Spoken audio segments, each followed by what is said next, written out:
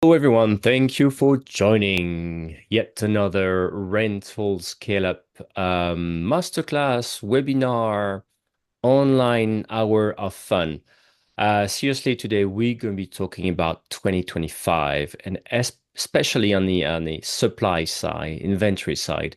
Um, to me, it's an interesting topic because all this year we've heard people complaining about oversupply. There's too much supply in the market, or I can't even fill up my current properties. What should I do? It's going to be super interesting because we're going to see what's different in 2025 when we have to talk about your strategy. We'll also see that some stuff, tried and true tactics, are still applicable, and we'll see actually where you can drive revenues up. I got, as usual, I let people streaming. Welcome, everybody. 60 of you already. I got like 4 slides before we dive straight into the talk with Brooke and Mahwushh, who are our speakers today. Quite excited. So, housekeeping indeed. Thank you for Yuvika and Sninda for organizing this session.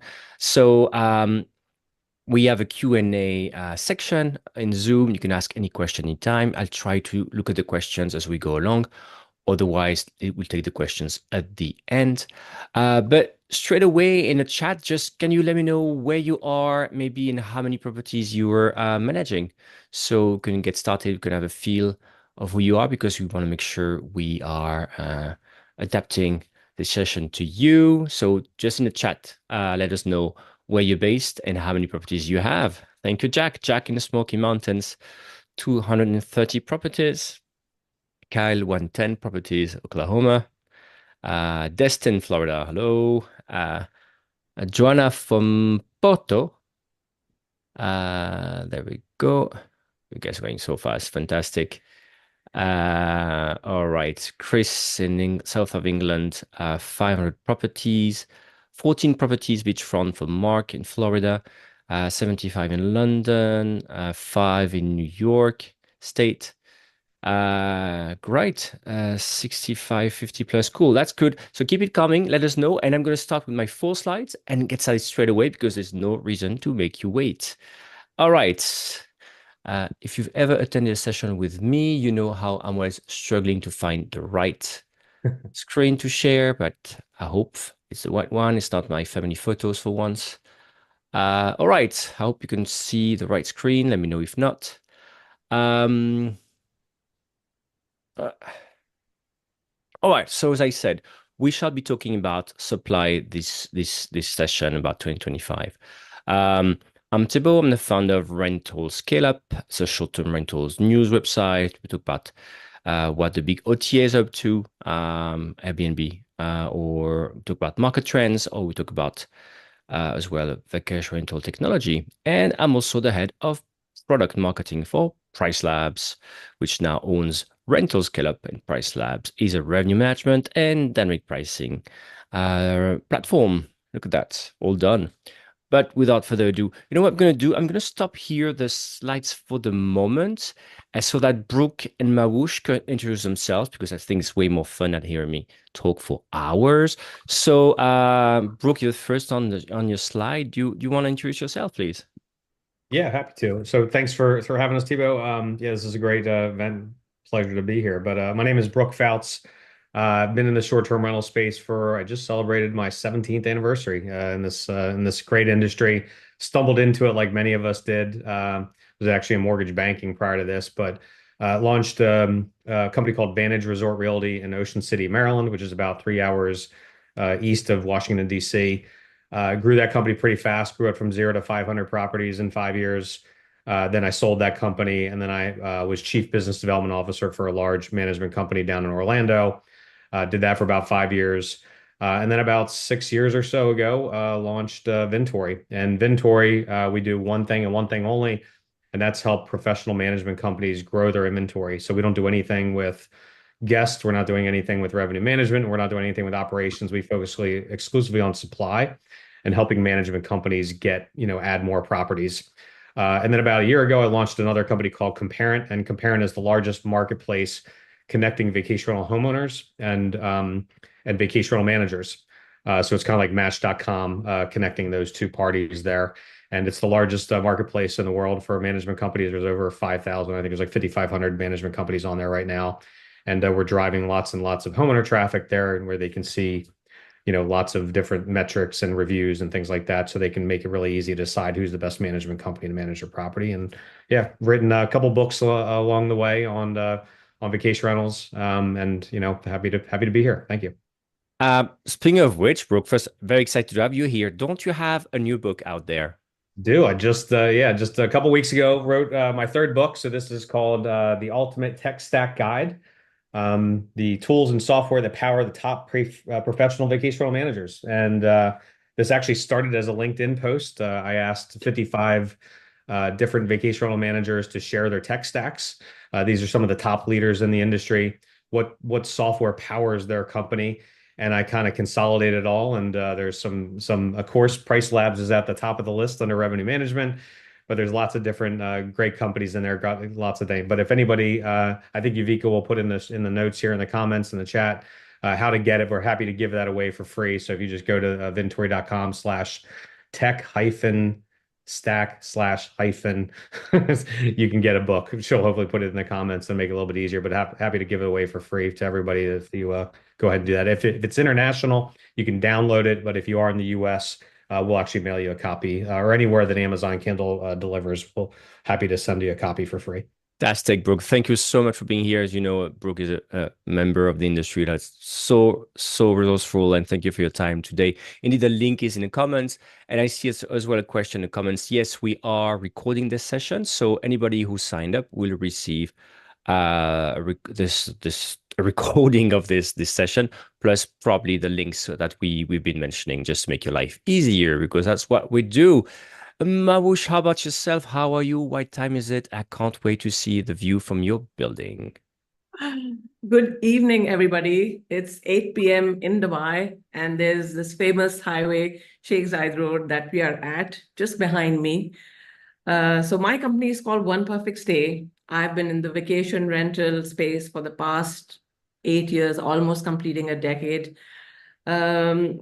I was more of a tech salesperson before this. I was working for IBM, doing 9 to 5, and I just knew that 9 to 5 sort of a job space was not for me. So I ventured into entrepreneurship. Vacation rental was something which was coincidental. I landed in it. I literally started from a single property and then scaled it up to almost 200 units. Today, we are managing about hundreds of units all across prime areas of Dubai, almost launched in Abu Dhabi, making inroads in Riyadh, which is Saudi Arabia.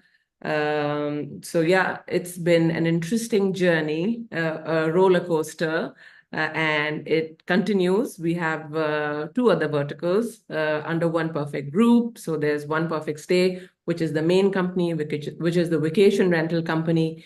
And then we have One Perfect Space, which is the renovations and interiors. And 2 years ago, I launched a real estate company, again under the same group by the name One Perfect Real Estate. So we try to do all under one banner. Initially with One Perfect Stay being the holiday home operators, being the property managers. Just getting the stake out of the management was not too satiating. So we scaled different verticals, and it's just been growing ever since. Great to hear again that story of growth. And I'm so excited to have both of you here, because we'll be talking about 2025 in very different markets, but also things we can learn from each. And I think we'll conclude talking about diversification and extending different markets. And I think both of you have things to say about it. But to get started, first, let's paint a picture. So what was, for example, for you, Brooke, what was the year 2024 of supply in US? What did you see? What did you hear? And as well, then I will turn to Mahwushh for you to paint a picture. What's the Dubai market like in terms of supply for people really to understand what we're talking about today? But first, Brooke, 2024, what was it like in terms of inventory and supply for property managers? Yeah, I mean, it was kind of a challenging year. I think if you look back overall, and I always love key data because they share some really good data. And I think I looked at a stat and they said last year, if you looked at all the US managers in particular, only 57% of them actually, had positive net growth rate. And there was a direct correlation. The only ones that did actually grow, they grew their inventory. Anyone else that was flat, they were down in total top line revenue. So that's why I think if you look, and I think another poll that Key Data did was they said, what percentage of you are actually looking to expand your portfolio in 2025? And I think it was, three quarters. It was almost 75 or 74% were actually looking to expand their portfolio because they know that it really is the only way they can significantly increase their revenue and profits. And we'll talk about that a little bit here. But yeah, I think it's you got to grow supply if you want to grow that top line revenue. Very clear, very clear. And indeed, before we go into 2025, why you should do that. Mahwushh, how about us? Because it's very interesting, I think, for people to understand how the market is structured, because that's going to really, really help us understand, the moves people need to do in terms of supply growth there. Oh, sure. So as per 2022, Dubai is a 1.4 billion dirhams market just for short-term rentals. That's about 385 million USD. 2022, 2023 had been splendid for One Perfect Group, especially for One Perfect Stay. Came 2024, it had been a bit of a challenge, to be honest, because you see the annual rentals in Dubai had been at an all-time high. They still are. Dubai real estate is a hot favorite. There is something for everyone to grab. And so, for vacation rental, we are sort of a hybrid segment in between hotels and real estate. And, seeing all the glamour around it, everybody wanted to jump into it. So whether that's from competition or the sort of diversified supply that's coming from everywhere, and the investor slash homeowner seeing the hype around it made it a lot more difficult for the holiday home operator to sort of navigate through all of these factors.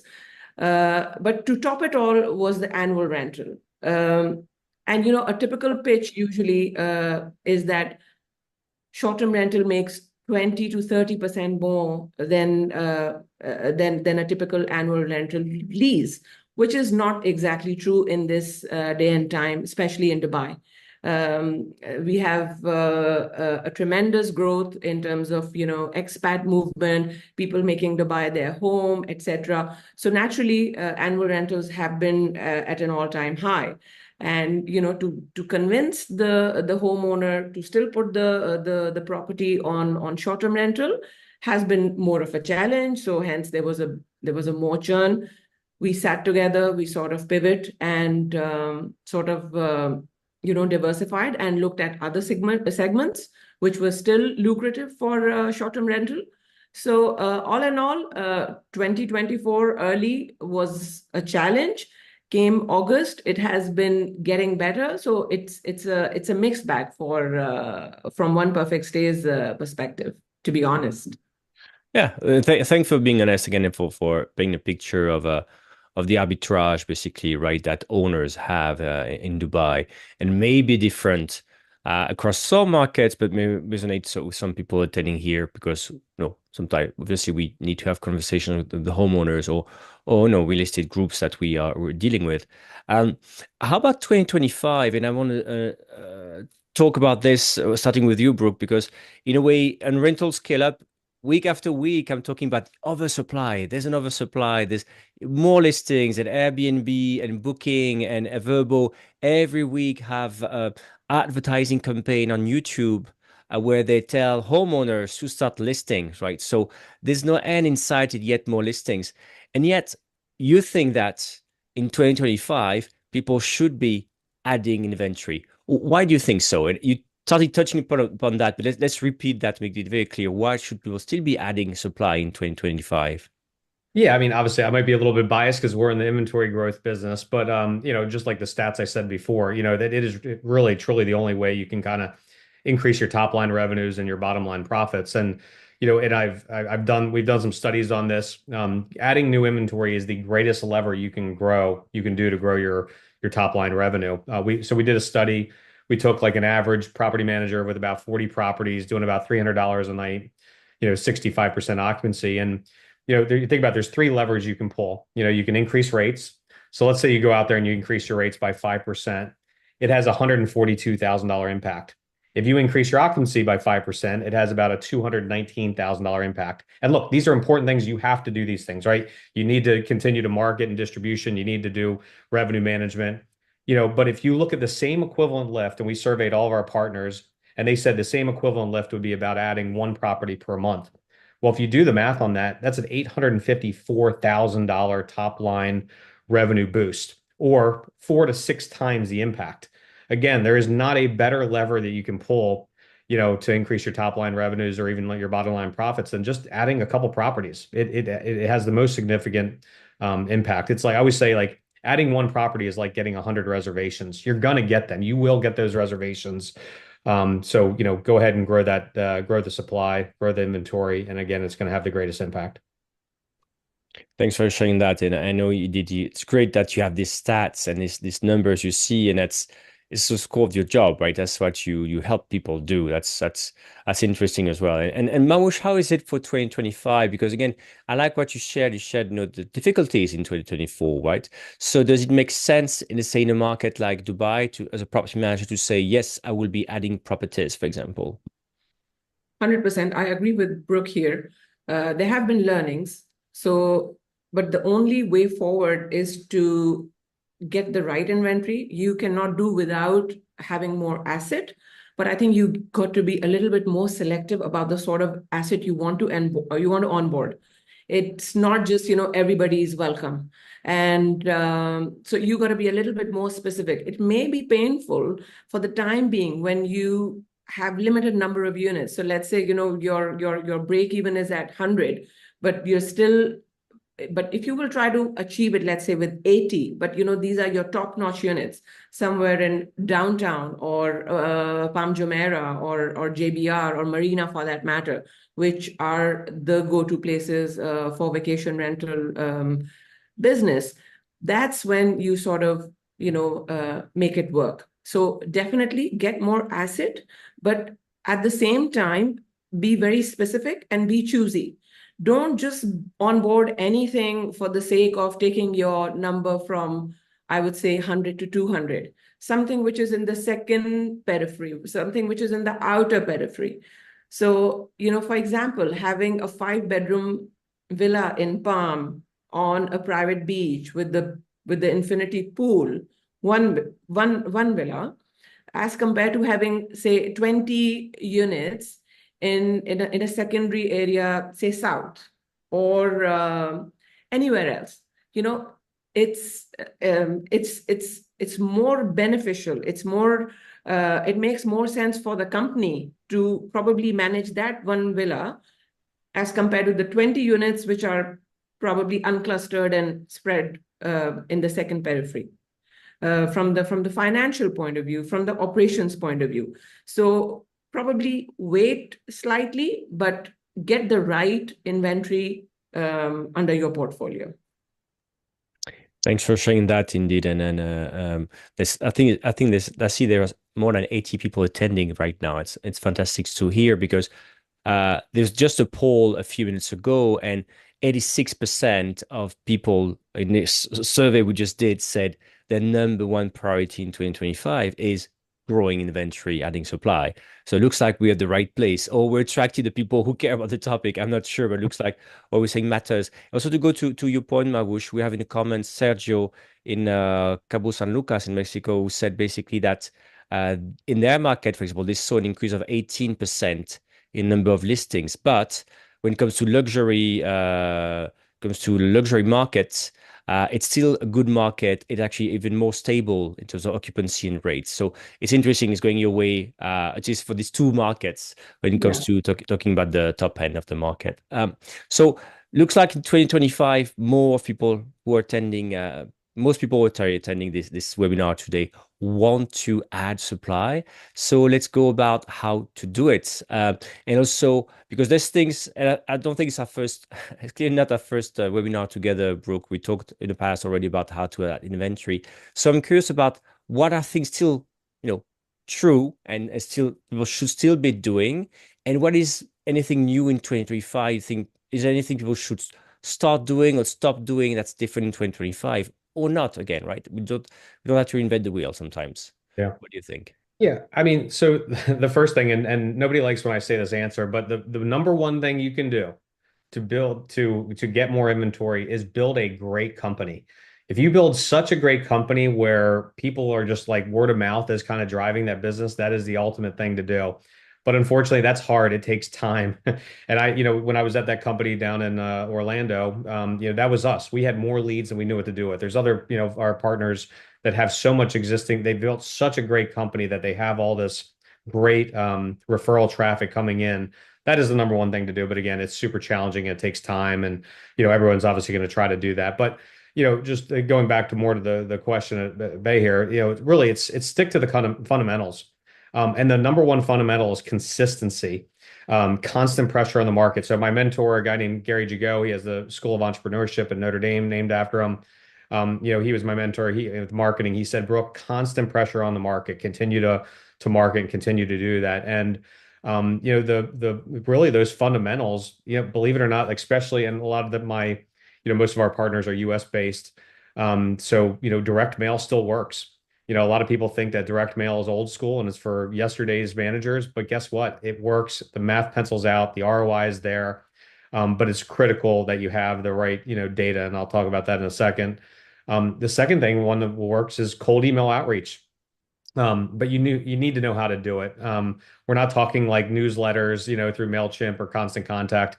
We're talking what's called direct response marketing. And if you don't know how to write a really good, direct response marketing, just hire somebody on Upwork and Fiverr that does, and you can do it for a couple $100 and it'll work. But also don't use your primary email. You want to make sure you're using a service like Mailshake or Lemlist to do that. These are design tools for cold email outreach. And then again, like I just kind of alluded to before, the most important part is really the data, the target data that you're going after, and spend that money up front and getting the good targets, because we say cheap data is expensive. If you think about it, if you're sending it to the wrong there's wrong targets, it doesn't matter how good it is, your marketing materials. 50% of marketing really just comes down to your list. So spend the money up front, get really good target data. Again, unfortunately for the people that are listening to this outside the US, it's pretty challenging to get data outside the US borders, but inside the US, it's pretty easy. And, a little slight shameless plug for Vintory. That's a lot about what we do. We have a big database of vacational homeowners. Yeah, and then the last is really building relationships with realtors, which I'm sure we're going to talk about in one of these future questions here. Yeah, and again, it's on the other hand, like Vintory, you are the best place in the industry to be talking about this. So I think let's not dance around it. I mean, yeah, it's okay, obviously. And actually, I look at the comments here, right? And again, two questions here. So what do we call direct email in a way? Direct mail, sorry, direct email, sorry. What do we call direct mail in this case? That's the first question where I can see this. And second question I can see there as well. People are asking as well, for example, how do I pick the right owners? For example, especially when it comes to upmarket, is there anything special upmarket to find these owners we just talked about? So what's basically direct mail and how to go after upmarket owners? I'm sorry, what was the first question? It was about Oh, email? what is direct mail? Direct mail, basically. That was the Oh, question. direct mail. It's just like postcards or letters directly to those homeowners. So you establish your target list you want to go after. You can narrow it down by many different methods, by house value, by location, by, if you're using the Vintory platform, you can do like what we call demand boosters. Like if it has a water feature like a pool or a hot tub, or if it has like a fire feature like a fire pit or a chimney or a fireplace, something like that. So the first step is to really just to understand your target, and then obviously building out the messaging. Messaging is so important. We don't talk about that enough. We have kind of our core. There's 7 pieces that need to be included in all messaging. It's USPs, compelling offer, call to action. And if anybody, emails me or reaches out, I'm happy to share that. We have a kind of a worksheet you can do for that. Um, but yeah, direct mail, and we found postcards work really well, and even sometimes just simple letters work well too on those mailers. And let's imagine I'm in the US and I want to go after upmarket owners. Is there kind of like, should I go after some kind of like real estate transactions or kind of licenses? How can I find these people to send them this direct mail, for example? Yeah, so I mean, there's really a couple of places you can get data, the target data. If you're in the U.S., one is just public records. Very often it's affiliated with MLS services, the real estate lists. You can start there, but sometimes it's challenging to get. Sometimes you only download one record at a time. If that's the case, there's list brokers out there. There's Info USA. There's Exact Data. There's a million different. If you just Google it, you can find it. And then you can do multiple, let me think, there's other services. You can do permit list.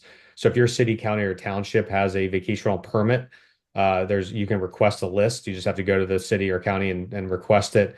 It's just the Freedom of Information Act in the US. They have to give you that list.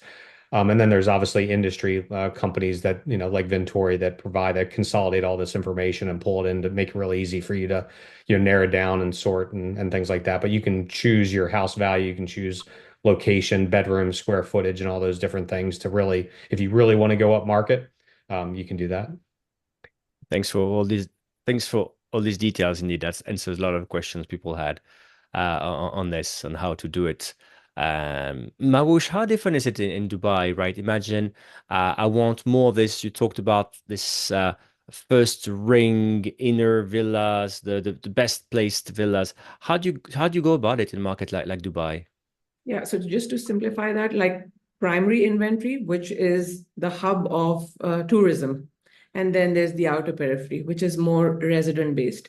But what Brooke said here, I'll just sort of expand on that. It's all about having that personal touch where you put yourself out there and let people see who you are as a company. So there's a certain company culture you're trying to promote, and you want to propagate. You want your clients, whether they're your guests or your homeowners, to know for the sort of service you're delivering. That's given, right? That's the first thing you have to do. And I think to sustain ourselves in a competitive market like Dubai for past 8 years, where hundreds of companies, came up and went down, that's the single most thing that has gotten us going: consistency, and really sort of propagating one singular message, which is centered around service. So that has been that's just given. But if I look at the economic dynamics of the city, what worked for me, and so what is something I have to double down on, and what is something that I probably would like to eliminate as a holiday home company. Dubai market is such that there is diversification within the asset class as well, right? It's the most wanted tourism hub where there are so many nationalities who have second home. They're second homeowners. Somebody in Russia loves to spend the summers here. They have a second home where they'll be here just for the summers, and then for the rest of the year they're away. Same goes for UK, India, Pakistan. I mean, 90% of the asset here belongs to the expat population, right? Who are not necessarily all about the higher rental yield. So this notion needs to change, that everything is about, getting higher rental yield, which is false in today's day and age. You got to pivot, you got to diversify, and you got to change the asset and the homeowner you're targeting. So it has to be a second homeowner. It doesn't necessarily have to be someone who's only, I would say, yield centric. Let them put that on, annual rentals. Let them go for the annual lease. Holiday home may not be for them. And holiday home companies can be expensive because we have our own costs, right? We have operations, we have on-ground housekeeping teams, marketing, you name it. So probably for some, it would make more sense that if they manage it personally rather than hiring a short-term rental company to do it for them. So one is second homeowners. The second I would say is, since Dubai is all about the real estate, there are different tiers of developers, right? So the second tier developer, a private developer with sort of a limited stock. Not everything gets sold. There will be something slightly unique or, let's say quirky, which they can't sell. Not 100% of your stock gets sold. So it's got to be more B2B, where you go and you speak to these companies and say, because I'm a turnkey solution provider, I can do real estate, I can do short-term rentals. So while I help you sell it, I would also do short-term rental on it, and we make money while you try to sell it. So that's another segment you can focus on. That's super interesting indeed how you can indeed go after these companies. And I was just in Croatia last week at a conference. I was speaking at the conference, and it was there the CEO of Aways, which is basically the biggest vacation rental company in Europe. They're huge in Croatia. It's a big market. People don't think about this, but it's a big market for vacation rental in Europe. And the way they do it, I'm like, how do you grow? And basically, was late at night, having drinks. He's like, how do you guys grow? They send people, I'm not going to say to each and every construction site, but sort of like each new, let's say, building tower coming up in the area where there can be multiple listings in for, they go after these companies and they want to see who are who are the investors, developers, and basically they make sure they got the listing even before the building is finished. Um, I'm not sure whether it makes sense in the US. Have you ever heard of this? Or are these times over, Brooke? It's kind of like people going even after the buildings after being built, or real estate agents, developers. I mean, because we talk about tactics to got owner addresses and stuff. Does it make sense to go after companies? Is it something you see as well happening? Yeah, I mean, well, new construction is obviously fantastic. We always wanted that anytime we do it. And if you can't get the list, I mean, we would just do it more the traditional way when we'd see a new development coming up. Obviously, we would pull the tax records and go out there and, obviously just continue to hit them and market them. And that was a big strategy we had. And because we love new construction. But obviously, again, outside of the US, if you're doing that, I mean, be scrappy, do whatever you can. If you got to go up to the construction sites and brown nose them, bring them coffee and donuts and whatever to get deals, then they go for it because that's new real estate obviously is where you want to be, because it's going to be decorated brand new. It's obviously going to be fresh inventory. Yeah, it's definitely great inventory. Yeah, and it's again, it's very interesting because in the US, things can be done much more efficiently, I would say, to deploy strategies like you guys have at Vintory, right? And because I'm reading the comments again, I see Anna in Italy saying it's hard to find all information, and Dean McLucky as well. Hello, Dean, in South Africa, saying that the challenge is indeed getting the details of homeowners in desired destinations. That's a tricky bit. So maybe being a bit scrappy, but here is the goal. Um, Going back to you as well, Brooke, on this. So as Mahwushh explained how she can make her property management company attractive to, let's say, investors, homeowners, real estate companies, what would be your advice on your side? How can I make my company attractive to homeowners? We talked about the messaging, for example. What do I need to do? What do I need to say to make myself the obvious choice for these homeowners? Yeah. Well, it was interesting because I think the previous poll, I think it was poll number 4, they talked about, what's their biggest challenge. And I think competition was the number one answer. And absolutely, like you have to differentiate. If you're not differentiating, you're going to be just like everybody else and you're just a commodity. And then it becomes a race to the bottom. And I mean, when I launched Vantage, I mean, we had, Ocean City, Maryland is a 9-mile sandbar with and there's about 20,000 condos, and there was about 25 management companies. And I set up shop on this one office, and right next to me was my biggest competitor. It was a company called Coldwell Banker that had been around for 40 years. They had 4,000 properties under management. And here I was with 0 properties, scrappy guy, didn't even live in the area. I was driving 3 hours every week to this area to try to launch this company. And I knew right from the gates, if I created a company like everybody else, I wasn't going to be successful. So step one is I had to differentiate. I had to create a different program. And one of the tactics I did, it was so funny. So there was a brand new Hilton that was in the area. And I remember, and they were getting like 3 times the rental amounts of the average one bedroom oceanfront condo.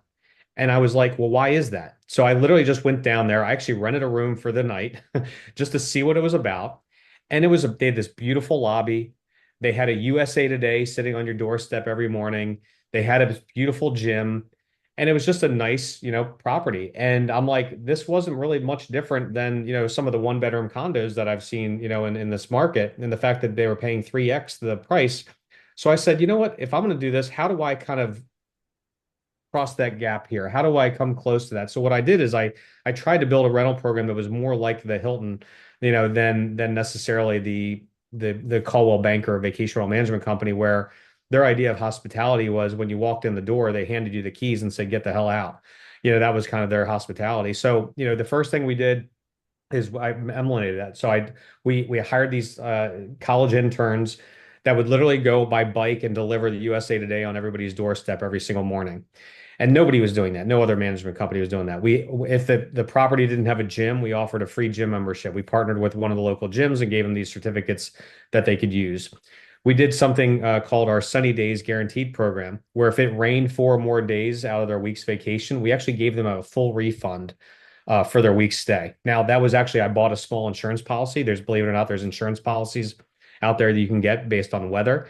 And then we never paid out a claim, so we ended up self-insuring, so we didn't have to worry about that.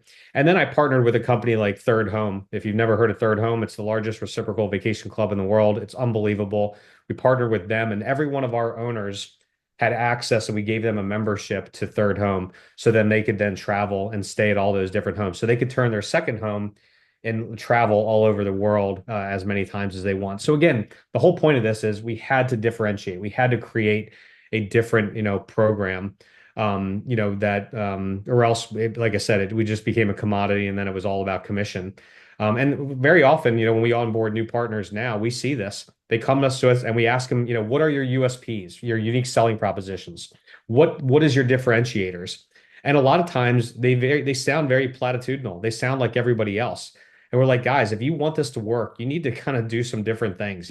Everyone says they've got, revenue management. Everybody says they've got, all this great marketing and things like that. But like, truly, what are you doing that differentiates you? And you have to build a program that's different. And then, I think you asked a question too about, real estate companies, like how do you, kind of partner with realtors and things like that. There's a company out there called Casago, which is a great company. They've got about 5,000 properties under management. And I know Steve Schwab, the CEO and founder over there, they're a franchise model, great franchise model, which I highly recommend. But he came up with something called a Leads for Life program. And it goes like this. If a realtor refers a home to Casago, all guests that come through that property, they're going to see that realtor's information multiple times. So when they get the confirmation email, it's going to have, hey, if you're interested in purchasing real estate while you're in town, please call Jane Doe with Keller Williams. When you get your key code email, the same kind of thing. It's going to have Jane Doe, information in there. Post checkout survey in the property. There's going to be a nice little frame that says, hey, if you're interested in purchasing, any real estate, scan this QR code for a list of the top properties that make a rental property. And this property almost becomes like a billboard for that realtor. And they get so much business because in the end, that's really what an agent wants. That's what a realtor wants. A realtor doesn't necessarily want, yes, they want maybe $100, $500 commission and things like that, referral fee, but really what they want is more properties. They want more sales. And if that property becomes that billboard for them, then that'll go a long way. And if you can build out a program like that, Leads for Life, which Casago did, I think it's a great plan. That's such a wealth of information. And thank you so much, Yuvika. By the way, in the comment section, Yuvika has put links to the Lifetime Leads program as well. Mahwushh, on getting a property management company attractive to owners, investors, anything else you would like to add on the topic? One point that I'd like to highlight is that, that there's a difference between property management company, which is more on revenue sharing model. And, so why there was such a rise for Airbnb management per se, or, rental management. You see these Instagram reels where people are coming out of G-Wagons and saying, how did I make my first million by sort of getting into rental arbitrage. I'm really sorry to report that being in that business for 8 years, that can be the most suicidal sort of line of business that you can take, and especially in a region like Dubai, where the overheads are just above the roof. So you got to be a little bit more realistic. And if you think that, in this day and age, and especially for this region, the only model that can work, and especially for Dubai and UAE, has to be revenue share. You already have supply, okay, and you already have a diversified sort of a portfolio of investors and landlords who probably just need a different sort of a spin to the property management, not just higher rental yield. So this master lease or rental arbitrage, and this whole fancy thing that is being built, that is being promoted online, this needs to be taken with a pinch of salt. That's interesting approach, and I'm gonna ask. So before we move on to the last question I had today, and we do the Q&A, which last question would be like, so should we not diversify? We talk about adding property, then we see should we diversify the type of in property or location 2025? Side question here. Airbnb launched its co-host network platform. The co-host network platform on Airbnb basically allows, let's imagine, there was some data from Airbnb saying that 40% of hosts would host more, so I guess welcome more guests, get more bookings, if they had some help. So what Airbnb is doing is they have a platform where they can match basically a host with some co-hosts, and the co-host can there offer their services. We can go from anything from listing a property to the cleaning, the check-ins, the full service management, right? And I just did a video. I shared this on my LinkedIn profile, and I went to the part. They launched it 3 years ago, first in Paris. I went to the Paris market. Look at this, and half of the co-hosts recommended are really property managers, right? They manage like 50, 60, 100 listings, at least in France. I know in the US it's slightly different, but so that's interesting to me because it's a source of leads as well, but you kind of building your business on Airbnb, which is, to me, I always feel a bit nervous, building my business on somebody else's turf, like what happens when they pull the rug. But so two questions for you again. I know it's out of the blue, but do you see this, for example, as a great place? Yes, as a property manager, I should also list myself out there, put myself out there as a co-host on Airbnb. That's a good idea to get leads, number one. Number two, there was a question earlier on a commission everybody's making. Somebody says, "Oh, I'm making 20%." Do you think what's the average you're seeing in your market? What's the average commission you're seeing in a way? And do you think that the arrival of new, say, co-hosts, could that drive down the margin of co-hosts? So what do you think? Is it an opportunity or not? Can you differentiate yourself then on these platforms? Who wants to get started on the potential impact in 2025 of that platform, if any? Yeah, I mean, I'll jump on that if you don't mind. Well, first off, I loved your video, Thibault, on the co-hosting platform, because I've really been studying this and looking at it, and it's a very interesting concept. And if I'm a Airbnb shareholder, I think it's a fantastic idea. I mean, it is brilliant, absolutely brilliant, because what they're doing is they're creating their own ecosystem where they're keeping all these. I mean, really, they're property managers. They're small property managers is what they're doing. They're professionals, right? And they're keeping them on the platform, and therefore they're going to keep them on Airbnb and hopefully not book direct or not book through the other sources. Because if you look at traditionally, I mean, many of the partners we have, when we ask them, they say they get about, a third, a third direct bookings, a third are on VRBO, and a third are on Airbnb. So if you can get 100% of your bookings on that supply on Airbnb, that's fantastic for Airbnb. If you can get people that would traditionally not rent their property because they think it's too much of a hassle, and you make it super simple for them to get that help that they need by leveraging these co-hosts, that's fantastic for Airbnb. But exactly to your point before, there's something about having all your eggs in one basket, and you're not diversified, and you're on that ecosystem. I've seen people literally get cut off for doing nothing wrong, and they've got, their entire business model is made up on the backs of somebody else. And I do not want to be controlled by Brian Chesky, and what he cares about me as a little old, property manager. So maybe, and I've done enough experience to actually gone through this process.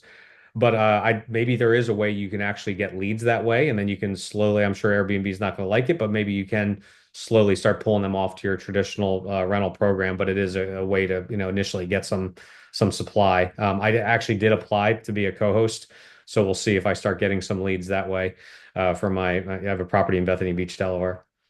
Good to hear. Mahwushh, any views on this? And do you think it's because I already thought about this when you start talking about, these videos we see online, get rich rental arbitrage or do this co-hosting arbitrage thing. What's your viewpoint on this platform?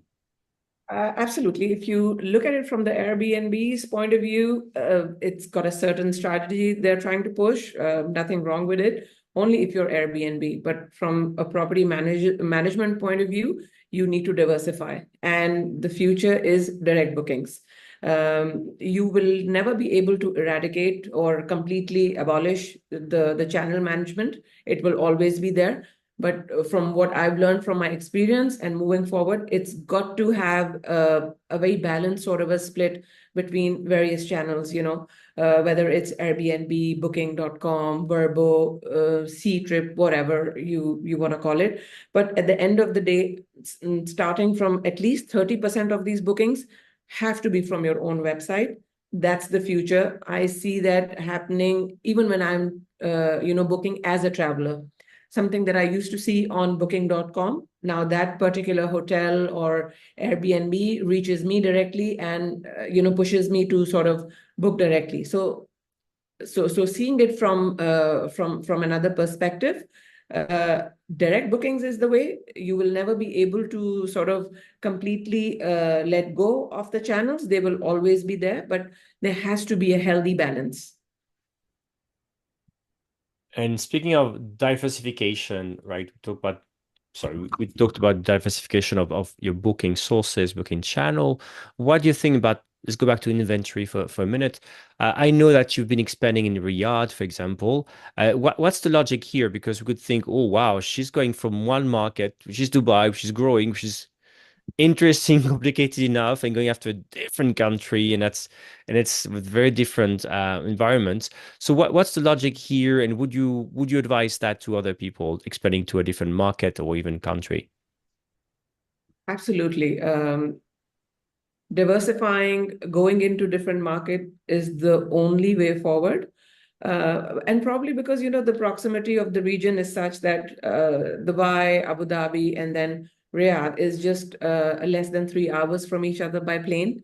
And, you have to go where the growth is. And in that region, the way Saudi Arabia is growing, and especially Riyadh, it's a genuine market which is driven by the demand. Staying in hotels, very sort of mediocre, service level. Probably they're still underway, building hotels and, getting used to a certain level of service. Having said that, Dubai has an unmatched level of service, which is which cannot really be found anywhere globally. To be honest, I'm an avid traveler. I've been to many countries, but the sort of service Dubai gives you is unheard of. So even like a 5-star somewhere else would seem like a 3-star in Dubai. So you see, when I look at Riyadh, I'm still trying to make inroads and, having these conversations with the institutional investor, not going with the single homeowners. It's a very different market. It's a growing market, but then only when you're a growing market, that's where, the challenges are. And if you scale something in Riyadh, it's 100% profitable. The city is built as such, and the sort of influx of the outsiders who are going there and staying there for a couple of months. Every time I board a plane to Riyadh, it's full of these consultants who are going there and probably would be staying there for a few weeks, and having them sort of settle in a hotel of a mid-level service is. It instigates you, it pushes you to bring forward a solution like a vacation rental or a short-term rental solution, which is perfect for a market like Riyadh.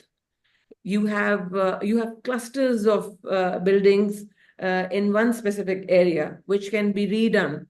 And by the way, rental arbitrage definitely can work for Riyadh. Not for anything else in that region, but definitely for Riyadh, because their annual lease is still, it still makes sense on the books. Even if you go for short-term rental, if you look at the ADRs, etc. So the market is growing. It's extremely painful, but no pain, no gain. Interesting. And I like how you said, I really like that you brought back the geography, right? It's 3 hours away. It's different, not so different. That's very interesting to hear. How about you, Brooke, on diversifying? Because usually, we would say, let's go deep and dominate a market. And is there anything makes you think, in 2025, maybe diversifying could be interesting for some property managers? Well, I think there's two ways to look at your diversification. There's obviously the location, your market, but there's also even the makeup of your supply, like, by property types, by bedroom types and bedroom counts and things like that. So, I mean, just to start with the location one. So you're right. I mean, I used to always recommend, waiting until launching into new markets, like wait until you are by far the market leader. And look, I still think there's some truth to that. And if you read my other book, Vacation Rental Secrets, that was one of the top 10 mistakes that people made all the time um, they didn't even dominate their own current market, but yet they were trying to go to a different market and do it. And then all you're doing by doing that is you're diversifying yourself and you're splitting yourself up. So until you've kind of built up a market and you have a great, presence, and then you can maybe hire a GM, and then kind of maybe launch that other market, I've always recommended being a little bit slower to do that expansion. But I'm kind of changing my tune slightly, and just because I've seen a couple things recently where people have lost their businesses due to, you think about, again, you're going back to that, putting all your eggs in one basket, and you have a little bit of risk. Think about, like, due to regulations. I mean, how many times have we heard about, somebody coming in and they, a couple, state or local legislators, cancel the, short-term rentals in a market, and how detrimental that is to their business. Or look at natural disasters. I mean, look at the floods out in Nashville just a couple weeks ago, or look at the fire in Maui last year. I mean, I have a really good friend, Angie Leone, with Coconut Condos, probably one of the best well-run companies I've ever seen. One day she's got this incredible, thriving business, very successful. She got Vacation Rental Manager of the Year by the VRMA. She got Maui Small Business Entrepreneur of the Year. In literally like 2 hours, her entire business was gone, decimated. 98% of her inventory just went poof like that. And she's done. I mean, her business is completely gone because she was only in that one section of Maui and Lahaina. And then again, look at the people in Asheville, North Carolina that lost a lot of this. So, and then, I think there was a hurricane back in, I think it was 2022, Fort Myers Beach, Hurricane Ian, that just completely demolished some of our partners. So I'm long-winded way of getting to, I think it makes sense to maybe diversify into some other markets. So you have a little bit of, you're de-risking a little bit. And then also you can also do some seasonality part of that. So if you're in a beach market, maybe you go into more of a ski market, and allows you to kind of, get your cash flow to be a little bit less seasonal. And then also your team, maybe your team can be used, across across both markets. You can have shared reservationists and things like that. But then the other part of it is more of the diversification of the properties that you have. So I'll give you an example. So when I was at that company in Orlando, I was chief business development officer. Again, we were by far the market leader. And this is back in around, and this is just before I came on board, but this is around 2008. The largest home was a 7-bedroom in that area. And there was literally only one in the entire market of Orlando. But then what they did is that company went out and they surveyed their guests. And just to give you an idea, we got over 7,000 surveys, but a third of our guests were searching for 7 bedrooms or greater. Now, keep in mind, we had about 13,000 reservations a year. We had over 100,000 guests per year. So again, a third of our guests were searching for a product that didn't exist. So what were they doing? They were renting 2 or 3 homes, next to each other. So what did we do? We went out there and we built an 8-bedroom home. Everyone thought we were crazy. They were like, "Oh my gosh, nobody's going to rent that. You're insane." But we followed the data and we were right. That home, Thibault, it booked $500,000 in advance bookings in the first 12 months. Wow. It started a wave of large homes. And now I this morning, just because I know I was preparing for this, I went on to Airbnb and Vrbo and I looked in Orlando. There's over 1,000 8 bedrooms in Orlando on Airbnb alone, and there's over 450 8 bedrooms or greater on VRBO. And again, in 15 years, it went from one property to this. And now, look, this was going to happen. This was going to be a natural attrition. This would have happened over time. But what the fact is, we pulled it forward because we surveyed our guests. We asked what they were looking for. And again, they were looking for a product that did not exist. So we built it. And again, we kind of created that category of the large bed count homes in Orlando. So my point is, survey your guests, try to find out where you are, where, do you have the right inventory of what they're looking for? And again, don't fall into that kind of that survivor bias trap, if you will. I love that story. And again, maybe it could be a next question in a poll. Should we blame Brooke for being the starter of this whole Mac mention revolution in vacation rentals? And It indeed, wasn't me, for the record. It was before my time. It was Steve Trover at All Star Vacation Homes, and now he's with Better Talent. So blame he Steve. was the one that literally created that. And Basil says that in the Orlando market, homes go easily up to 15 bedrooms. Indeed. I want to make sure I'm taking two questions we had here. From the Frederick Lee, question for Brooke. How effective is cold calling? Yeah, I mean, believe it or not, some people do have some success with cold calling. You just have to do it in the right way. You have to obviously, provide value. I'm always a big fan of, help, don't sell. The one thing, especially again inside the U.S. Borders, you have to be careful about with cold calling is the do not call list. Trust me, it's an $11,000 fine per instance, and you don't want too many of those. So make sure your list is deduped against the do not call list. Well, I still have you, Brooke. How do you determine that there's a hole in the market? Asked Nikki Smith. Um, Explain what do you think Nikki meant by that? What do you mean a hole in the market? Like just an opening, potentially like by bedroom size and things like that. I would say again, it comes back to surveying. Like what we always do whenever we're stuck on something with our software product is we talk to our customers, and it's amazing, how much feedback and how much information you can get. And I've said this before. We were talking about before about you have to differentiate, you have to create a rental program that's like, start by just asking other homeowners, what would make the ideal rental program for you? What would you look for?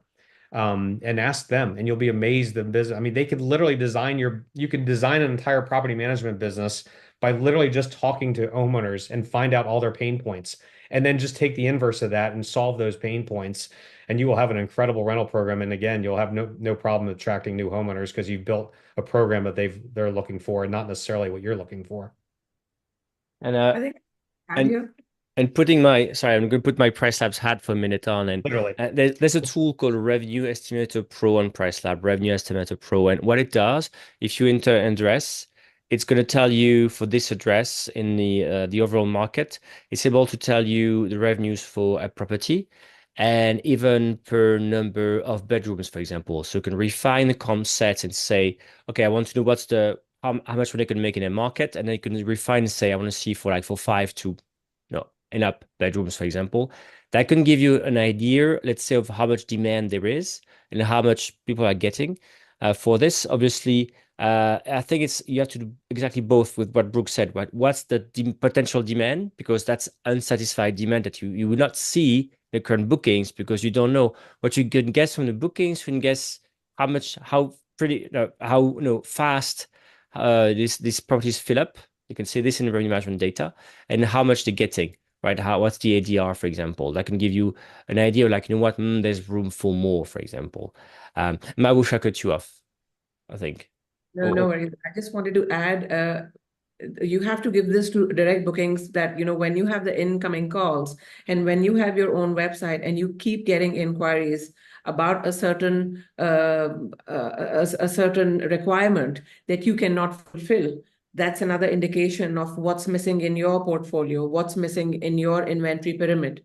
For example, like the larger ones are, let's say, always 5 to 7% of the total inventory. So, which is something which is getting filled really, really quickly in your own portfolio, and you keep getting requirements for that. You keep getting asked for it, and so your reservations team is your go-to channel. They can guide you that this is what we need more of.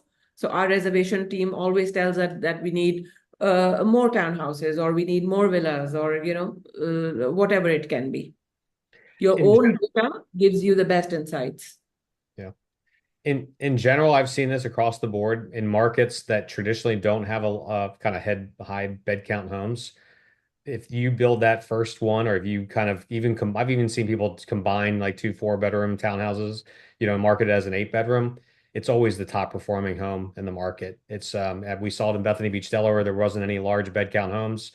I identified this one property. I pointed to my friend and former business partner, who's a real estate investor. I pointed to him, and it's absolutely crushing it. I mean, it is doing 2x what he thought it was going to do, because again, it was the largest bed count home in there. You get this multi-generational travel. People want to travel with their family, their parents, their grandparents, their kids, their grandkids, and there's very few, because most people are not designing homes. They're designing homes for more so to be like a second home. They're not necessarily designing it to be, accommodating what people are looking for in travel. And Yeah. people want that multi-generational travel. They want to travel as a family. I know I do with my family, and I can very rarely find any of the right supply. And we are time. There's still 60 people here. And I can see some of the questions are actually, asking, hey, I want to contact Mahwush's company. I want to work with Brooke, which is fantastic. So, Mahwushh, if people want to contact you, what's the best way to reach you? Get to our website, www.oneperfectstay.com. Drop me a message, or call us, or give us your contact details, and we'll call you. Sounds good. And again, we'll make sure that in an email people are getting, there's going to be the email addresses, and the link is being added right now in the chat box. Brooke, how about you? What's the best way to reach Yeah, you? so LinkedIn is usually the best. I'm really active on LinkedIn. Always, helping, not selling, adding a lot of value all the time. So just Brooke Pfautz on LinkedIn, or you can email me directly at Brooke, Brooke, at Vintory, Vintory.com. And it's, again, happy to help out any way I can. And really appreciate you putting this on. Mahwushh and Brooke, thank you so much for your time today. Again, thank you to Sting Dan Yuvika for helping organize the event behind the scenes. Thank you all for attending, and we over time. There's still 57 of us. Fantastic. Thank you so much. I hope you learned. There was a lot of action here. We'll turn this video as well into an article again, so you have time to read this, know what action you should be taking with the right links. We listed a lot of resources, worksheets, everything. We want to make sure you have this either on a Vintory website or any website, Casago we mentioned, for example. All right, once again, thank you all for your time. Have a nice evening, day, wherever you are. Take care, everyone. Thank you. Thank you, guys. Thanks, Thank y'all. you. Fun. Cheers.